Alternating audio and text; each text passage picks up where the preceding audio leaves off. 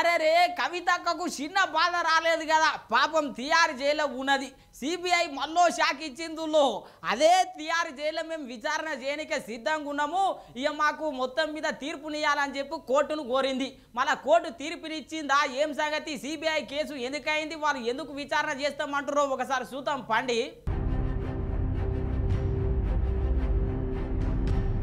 కవితక్కకు షాక్ల మీద షాక్ తగులుతుందిలో. ఇప్పటికే పాపం ఈడితోని ఎన్నో ఇబ్బందులు పడే ఇప్పుడు మళ్ళొక తిప్పలు వచ్చినాయి. సిబిఐ 2022ల విచారణను హాజరు కావాలి అని గప్పట్లనే నోటీసులు పంపింది కవితక్కకు. యాదుంది కదా అందరికీ. ఇప్పుడు గా కేసు మీదనే విచారణ చెయ్యనికి సిద్ధమైంది సిబిఐ.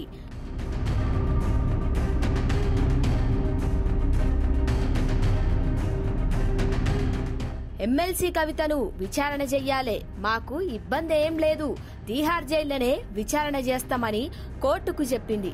కోర్టు సై అన్నదుల్లో. కాకపోతే ముందుగాల్లో ఒక మాట చెప్పుండ్రి జైల్ ఆఫీసర్స్ కి అని కోర్టు తీర్పునిచ్చింది.